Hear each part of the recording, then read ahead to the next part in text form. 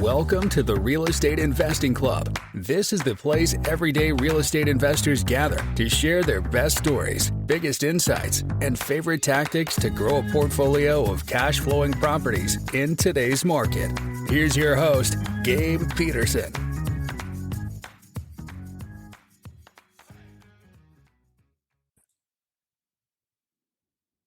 All right. Welcome back to another episode of the Real Estate Investing Club. And as always, happy Friday, everybody. I hope you're having a great day. We're bringing that Friday energy to you. I'm stumbling over my words because this morning my daughter woke me up at 3 a.m. So everybody out there who has a young one under 3-year-old and they are getting you up in the morning, I feel you. But you know what? We power through it. And it's a good day for a second reason because we have Isabelle Guarino with us on the show. And Isabelle, I apologize. I did not ask how to pronounce your last name. I hope I did it justice. You did great. All right, perfect. Isabelle does residential assisted living, and she is here to show us how to cash flow $10,000 a month on one single family home. So it sounds like a good topic to me. Isabelle, thanks for hopping on. Thanks for having me. I'm excited to be here. Absolutely. I told you before we got on here, we always like starting with stories. We like to hear how people got to where they are. I'm sure you got a good story in your pocket. So why don't you take us to the beginning of your experience in residential assisted living and tell us how you got here? Yeah, actually, my grandmother needed assistance and care, and my dad had been a real estate investor for like 30 years up to that point. And when she needed assisted living, we were searching for a place for her. Everything was expensive, waiting lists, they smelled bad, the care was bad. It was just like, this is the option. It was really disheartening. And so my dad did quick math and he's like, wait. We're going to pay $5,000 a month for her to live in one of these homes, or we could own and operate the real estate. She could live for free and we could be cash flowing. So with no one there to show us what to do, we actually purchased our first residential assisted living home with the intent to move my grandmother in. And my grandmother passed before we could move her in, but we really fell in love with the industry all the while. And then the impact that we could have on the seniors and their families when really the options out there are pretty bleak. Yeah. I remember we had to search for a facility like that for my my grandma, and it was. A lot of them are just not someplace you step into them and you're like, I don't like this. I don't like the smell. I don't like the vibe. So having a good place to put your grandmas and your older family members in is very important. Yeah. And obviously it is a good opportunity in the real estate world as well. Right. So you guys, in the title, it says 10,000 cash flow for one house. That seems. Yep. I know that residential assisted living is generally, it costs a little bit more to get into those than if you're renting a house. Tell us what goes into it. What is, as the owner of the real estate, I'm assuming you're not running these facilities yourself, correct? You can kind of do it really whatever you want, right? You can own the real estate and lease it to an operations company who's going to run the business within the home. In that regard, you'd be making like twice the fair market rent because you have renovated the home, right? You've widened the hallways and added, bedrooms and bathrooms, added fire suppression and all of these different things. So people are willing to pay you for the hard work that you've done. But if you are going to own the real estate and operate the business, that's what we do. It takes me about 5 hours a week to run 3 care homes. So it's not much time because I'm not the one working in the home or living in the home. I'm hiring that staff to do that job. And I'm not even getting the calls if someone calls out because I've hired, again, people and management in place to separate me, the real estate investor, from that hands-on care. But that is where you can be cash flowing over $10,000 a month. So you're making money because you are running the actual business that's happening in the home. Makes sense. So let's split this conversation into 2 pieces. First, we'll talk about the real estate itself. What needs to be different for the single family houses that you're buying? What you need to do to them to set them up to be residential assisted living certified, I guess. And then second half of the conversation, we'll focus on the operations. How do you set the business up? Who you need to hire? That kind of stuff. So let's start it out. Let's talk about the house. What kind of houses are you looking for? So you're really looking for the demographics of the area. You want to be where the majority population is 50 to 70 years old, making 2 times the median income, homeowners and college grads. Those are not the seniors moving into the home. They're the adult children of the seniors, and they are usually choosing where mom or dad goes. So they want mom or dad very close to them. So the closer the home is to them, the better off you'll be. Physically within the home, think 300 to 500 square feet per resident. Depending on where you are in the country, you're allowed to have somewhere between 6 and 16 residents in the home. So these are large, luxury, upscale, typically single level, but you can do multi-level. You add in a chairlift, you add in an elevator. Most seniors want private bedrooms and private bathrooms. So you're renovating the home to add bedrooms and bathrooms and really keep it still a home, right? It's not pad split. We're not taking away the living room and the dining room. No, no, no. You still have all those things. Think luxury, right? Like many of these homes have a movie theater in them. They have a hair salon in them. Like they're beautiful, large properties. So it's definitely something more upscale. Lots of bedrooms and bathrooms. Certain cities require fire suppression, which is sprinklers. So you may need to add things like that. So there is a lot of expenses that go in that don't necessarily go in with just your traditional single family rental. Yeah, makes sense. And it sounds like it's also something, I mean, if you're talking about buying a single family to rent out on just as a regular rental, you're not even looking at the same type of house. The house that you're looking at is, do you have a minimum square footage? It sounds like you're looking for like 4 or 5,000 square feet minimum. Well, yeah, depending on how many residents you can have. So if you can have 10 residents in the home and we're saying 3 to 500 square feet per resident, minimum, I'd want a 3,000 square foot home. Upwards of 5,000 would be very comfortable. Got it. Makes sense. So what is your, you said 6 to 16 residents. What is the sweet spot? What do you generally try to look for? Anything over 10 is great because when we get below 10, the margins just become tighter. And the reality is for the real estate investor, it is the exact same amount of work to have a 6 bed or a 16 bed, and one you get paid a whole lot more. Yeah. Yep. That's always the case. It's funny how that works out. You Yeah. can buy a 200 unit apartment complex or a 10 unit, and it's pretty much not exactly the same amount of work, but it's not that much dissimilar. So always go bigger. That is a good rule to live by. Yeah. You've also mentioned private bedroom, private bathroom. That is something that pretty much zero houses out there come with.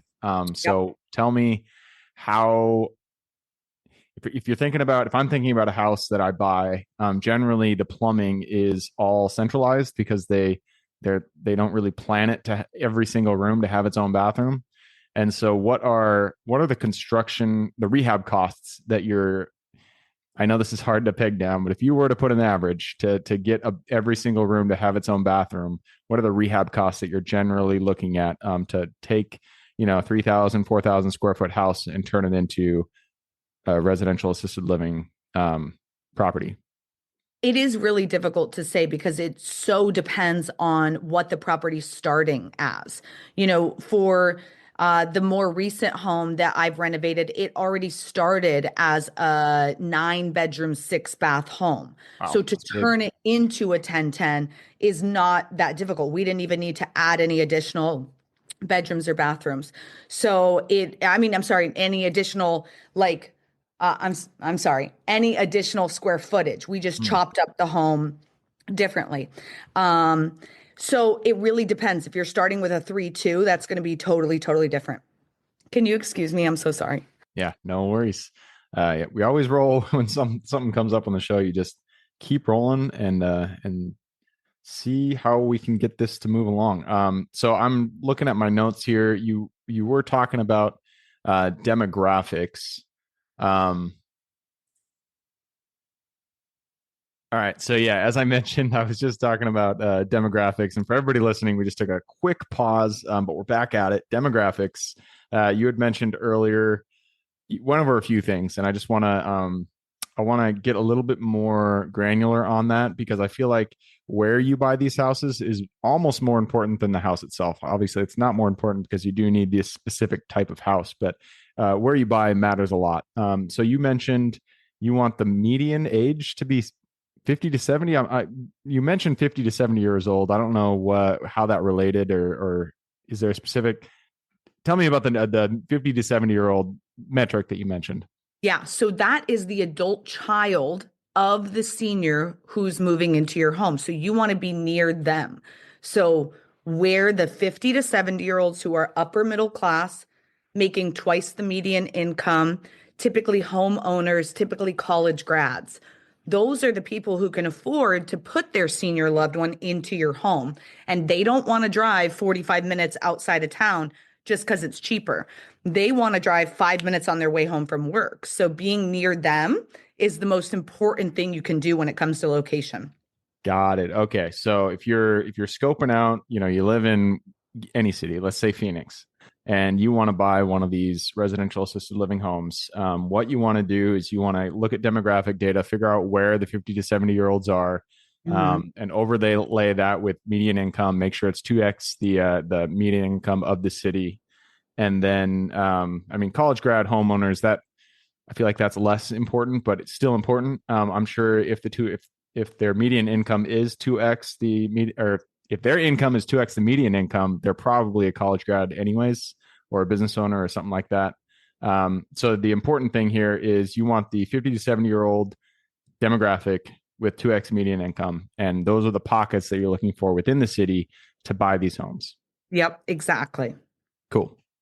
Yeah, that makes a lot of sense. So you're looking for that demographic, and then you're looking for large houses, minimum.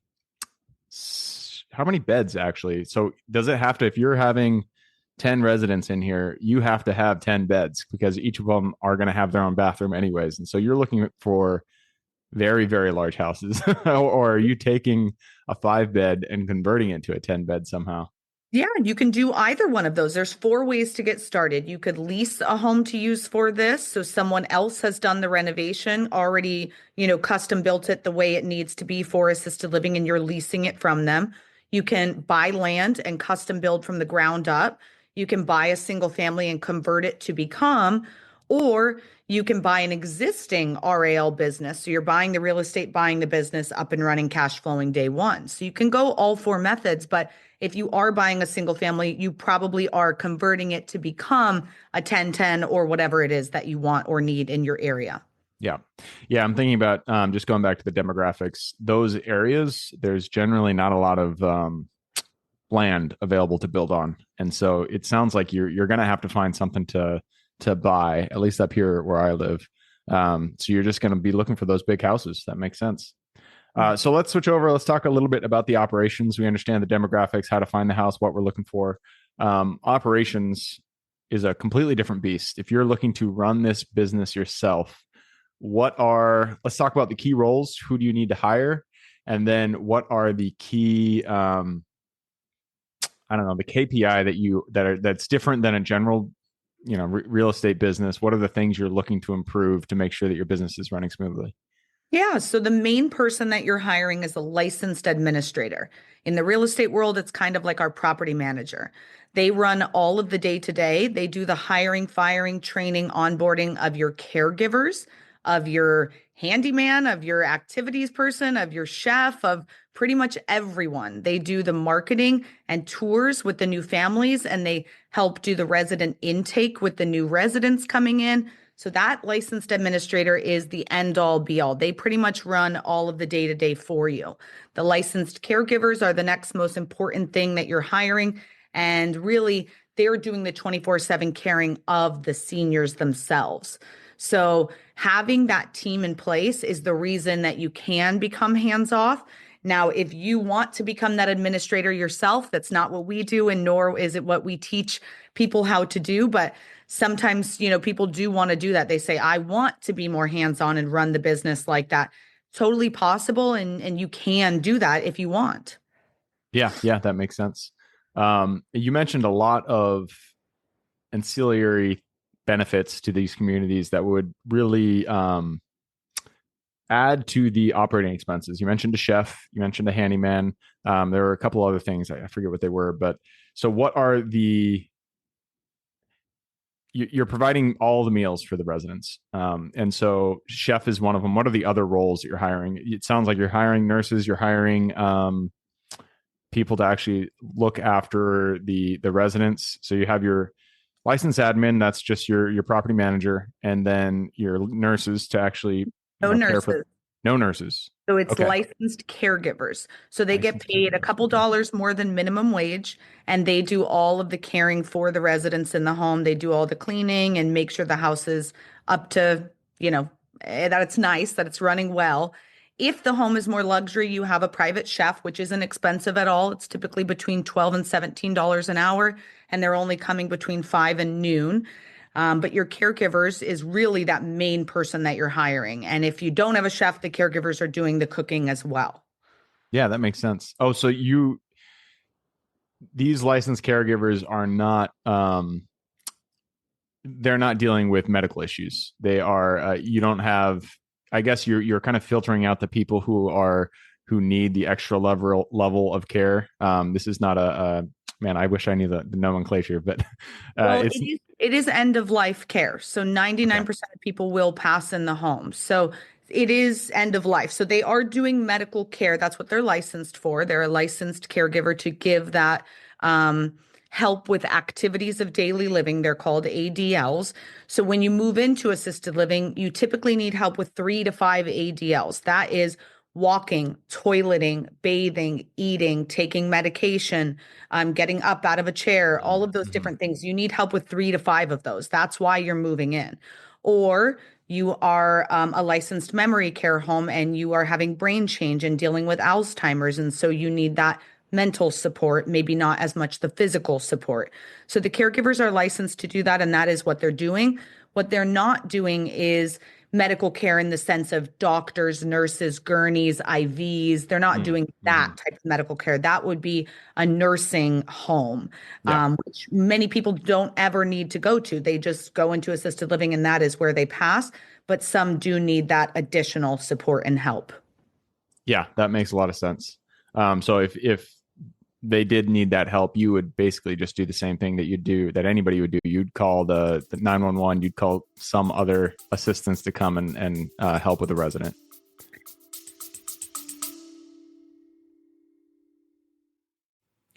Before we continue on with today's guest, I want to tell you guys about a community I'm launching on School to help investors like yourself grow your own portfolio.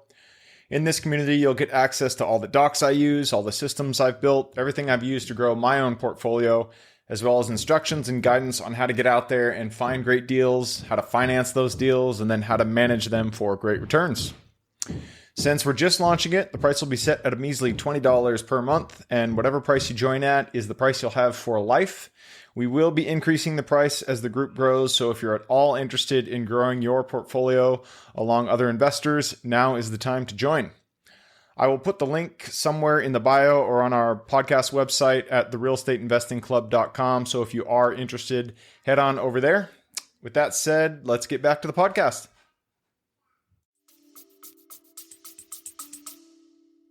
Yeah, if they need nursing care, then it is illegal for you to keep them in the home. So you would call the family and you would make sure that they get, changed over and that they move into a home that can provide that care for them. Yeah, that makes sense. And what is the average tenancy of these houses? How full are they typically? How long does somebody stay? Oh, 3.5 years. Oh, 3.5 years. Wow. Yeah, average rate in our country right now is $5,500 per month per resident, and average stay is 3.5 years. Okay. So let's talk a bit about the market for this kind of product. What are you seeing? People always used to talk about the silver tsunami. I haven't heard that phrase in a while, but I'm sure the demographics are still in favor of people providing these kind of services to the elderly. Do you see that, across the nation, a need for residential assisted living? Are there specific areas that need it more? What do you see in terms of the general market? Yeah, we are currently 1.3 million beds short, actually. So there is a massive opportunity and need. the eldest of the baby boomers is not even into assisted living yet. We're still 5 years out from that. So the silver tsunami really won't hit for another 15 or 20 years. Oh, We're way ahead of the curve right now, but we're just starting to see a lot more people getting involved in this and saying, okay, we see what's coming. They're not building beds fast enough. NIC is projecting we're only building 70,000 beds per year. So we cannot keep up with the demand. There is just massive amounts of demand for care and assistance. We can't keep up in regards to building, and we can't keep up in regards to staffing. There's a huge caregiver shortage. It is the number one most in demand job in our country right now and projected for the next 20 years is home health aides and caregivers. So it's a big deal. Like there's going to be exponentially the seniors are going to be the ones who are impacted the most because if there's not enough care and not enough beds, then the beds that are there, they're just going to continue to charge more for. And it's going to be only the elite and only the wealthy who can start to afford it. And so we have a crisis on our hands, and this is a situation where people are going to be fighting over beds and paying top dollar for it. So to me, there's no better time to get into this industry and not only be able to help the seniors that you can, but also, as an investor, this is like a crystal ball that we're looking at, and you can see what's ahead. If someone handed you a crystal ball in 2008, you'd have played differently. Same in 2020. This is exactly what we have in front of us. Anyone who gets involved now is going to be incredibly grateful that they did in 10, 20 years. well, there you go. So we have run through our time, but before we move on, something I forgot to ask when we were talking about operations, but just setting up the business generally, licensing and insurance. I'm sure there's a lot of differences here. There's specific licenses you have to run this kind of business. Talk us through that. What kind of licenses do you need to get in order to open a business, residential assisted living facility? And what specific insurance do you need for both the property and the business? So in regards to licenses, the physical home will have a license, your licensed administrator will have a license, and the caregivers will have a license. You yourself as the owner operator don't necessarily have a license. The homes is based on safety and points of egress and things of that nature. And then the administrator and caregiver, you're hiring them as licensed people to come work in your home. Liability insurance is about $1 or $2 per day per resident. It's really a line item. So with 10 residents, $600 to $900 a month. Definitely something you want, definitely something you need, but nothing to break the bank over. Interesting. Huh. Okay.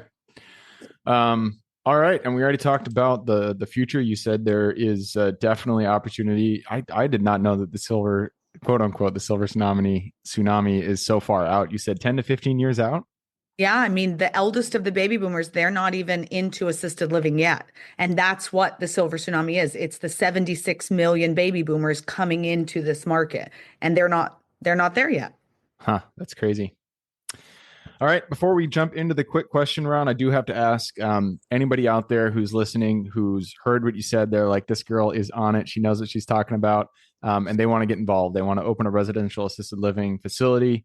What are some tips you can give them to get started, and then some resources that they can go to?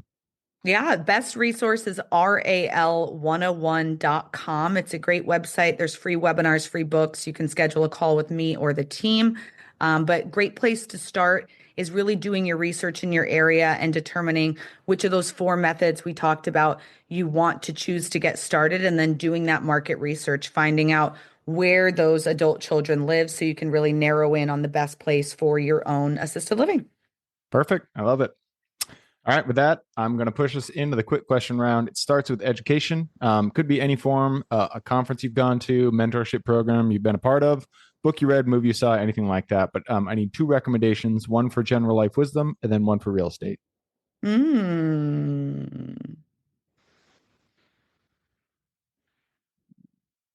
Well, one of my favorite masterminds is called Leadership Boardroom. Almost everyone in there is real estate investors. So I'd say that's been one that's really helped me along my way, Leadership Boardroom. And in personal, one of my favorite books is the 5 a.m. Club. So I love that one. Huh. I love hearing new recommendations. I have yet to hear about that one. 5 a.m. Club. Is that from Jocko Willink by chance? No, I don't think so, but I don't remember who wrote it. I'll have to look into it. Perfect. Yeah. I love hearing new ones. I might have to pick that one up myself. Moving on to the next question. This is for your younger self. So let's go back to the Isabelle who had no experience in residential assisted living. She was just getting started with, I can't remember how many years ago you said it was, but however many years ago it was, go back to that version of yourself, look her in the eye, give her one piece of advice moving forward. No one cares about you as much as you care about you. Truer words have never been said. Good advice. Moves us to the next question. This is about the U.S. It's a big place, a lot of opportunity out there. Give me the single metro you're most excited about investing in today. Houston. Houston. All right. That's a big one. And actually, I don't think anybody's said Houston, which is surprising because it is one of the bigger cities out there. What makes you so bullish on Houston? Great numbers, lots of people moving there. And it for assisted living, it's really good because the way it's zoned, it just works well for us. Interesting. Same with San Antonio? San Antonio's not bad. Yeah, Okay. we have a lot of students there. It's not bad. We own a number of RV parks, mobile home RV parks out there. And I like San Antonio. Nobody said it, though. I asked this question to every single person that comes on. Nobody said San Antonio. So I'm waiting for somebody to say that. There we go. Anyways, next question is about your favorite way to find deals. It all starts with getting in contact with the seller and penning that purchase agreement. So what's your favorite way to generate leads and find new deals? For us, we find off-market deals all the time. So it's good old telephone calling people. There you go. And I'm sure it's a lot easier to find the criteria. You guys just look for houses that are too big for anybody else to live in and give them a call. There we go. All right, next question is about lessons learned. Not every deal we get into goes the way we expect it. In fact, many times things go wrong and we get to learn a lesson. So what was a deal that went a little sideways for you and what was the lesson you pulled from it? A deal that went sideways.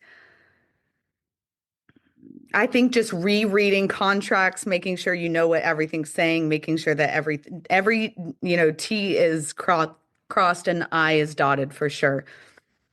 Good advice. And that is good advice to everybody. Reread those contracts. Make sure you know what you're getting into. Doesn't matter what the contract is. They're binding. So you definitely want to know what goes into them. Leads us to the last question. This is for the listeners. You've given us a lot to think about. I'm sure people want to reach out, get in contact with you. This is a two-parter. Where can they find you? And then what can they expect when they reach out? RAL101.com is that best place to go.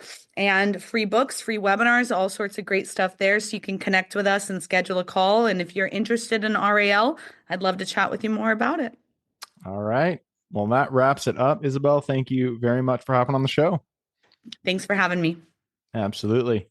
For everybody who's with us today, thank you guys for showing up. You are the reason we do this. So if you guys have any questions, reach out to me, Gabe at therealestateinvestingclub.com. If you guys want to support the show, just leave us a review. Other than that, I hope you guys have a great week. Keep rocking real estate, and I look forward to seeing you on the next episode. All right, before I officially sign off, I have a quick announcement to make. If you're interested in becoming a passive investor in one of my deals, my own company, Kaizen Properties, is looking for capital partners for our upcoming projects. We invest in what are known as recession-resistant assets, mainly self-storage facilities, mobile home and RV parks, and industrial properties. If you're interested in investing and would like to learn a little bit more about my company, our investing criteria, and some of the previous projects we've done, go to the Real Estate Investing Club podcast at therealestateinvestingclub.com and scroll all the way down to the bottom of the page. Click on the Invest With Us button. That'll pop up the investor form. Fill that out, and we will reach back out to you as soon as we can. Or if you prefer a little bit more of a personal touch, you can reach out to me at Gabe at therealestateinvestingclub.com. So really, that is it. Again, it was a pleasure hanging out with you guys during this episode, and I look forward to seeing you on the next episode.